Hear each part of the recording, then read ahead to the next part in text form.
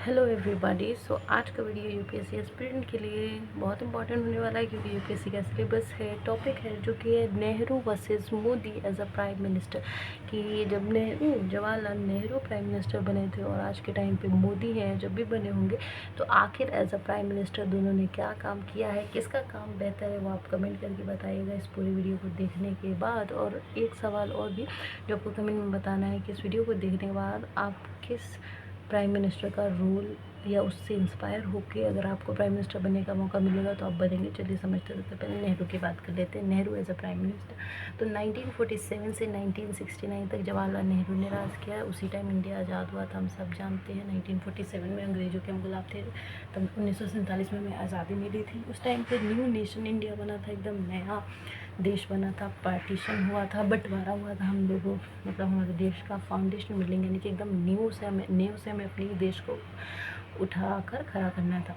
तो फिलॉसफी जो थी नेहरू की वो थी democratic socialism, industrialisation, non alignment, secularism. ठीक है।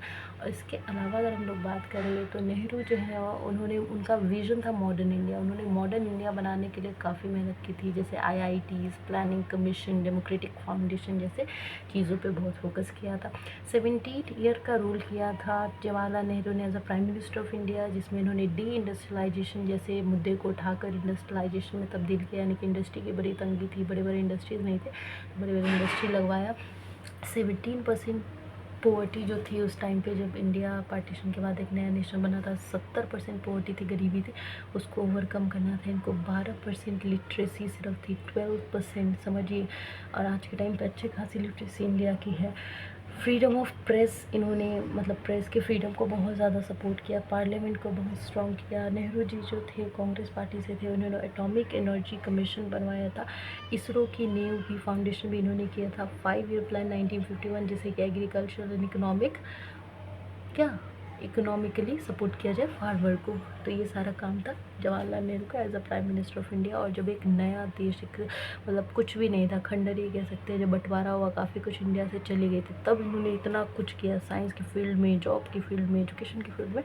मोदी जी का देखते हैं प्राइम मिनिस्टर जो है, जब मॉडर्न एरा हो चुका था, क्योंकि ये सब चीज़ें इस्टेब्लिश हो गई थी 2014 तक, तो अच्छा खासा इंडिया स्टेबल हो चुका था। तब 2014 से अभी तक 2026 तक प्राइम मिनिस्टर मोदी ही है।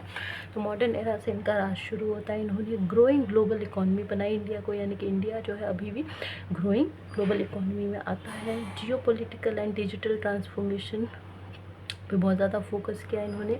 फिलॉसफी की बात करें नरेंद्र मोदी की, तो economic liberalisation, self reliance, infrastructure जैसी चीज़ों को ये फोकस डालते हैं कि यानी इकोनॉमिकली हमें फाइनेंशियली स्ट्रॉन्ग होना है, खुद पे खुद से आम चीज़ों को लेकर, मतलब वेपन्स वगैरह को लेकर डिपेंड रहना, इंफ्रास्ट्रक्चर बिल्डिंग्स बनानी है, चाहे हेल्थ केयर हो, एजुकेशन हो, कुछ भी हो। डिजिटल इंडिया जैसी स्कीम्स इनकी चली और इंफ्रास्ट्रक्चर पे काफ़ी एम्फोसाइज़ किया। डायरेक्ट बेनिफिट ट्रांसफ़र, यानी कि गरीब लोगों को डायरेक्ट पैसे की मदद। ग्लोबल कॉम्पिटिटिव पावर इंडिया को बनाने की कोशिश है इनकी। बीजेपी पार्टी से ही आते हैं नरेंद्र मोदी। 3 कंसेक्यूटिव टर्म, यानी कि अब तीसरी बार ये प्राइम मिनिस्टर बने हैं।